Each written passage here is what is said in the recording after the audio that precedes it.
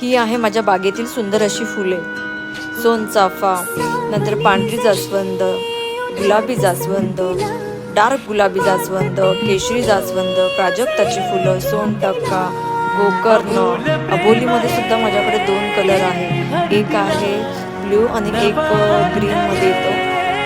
गोकर्णमध्ये सुद्धा एक blue colour आणि एक डार्क ब्ल्यू कलर असे 2 कलर आहेत. फुले आपली किती मन मोहून टाकतात ना. मला फुला झाडांची प्रचंड आवड आहे. तुम्हाला आहे का? कमेंटमध्ये मला सांगा.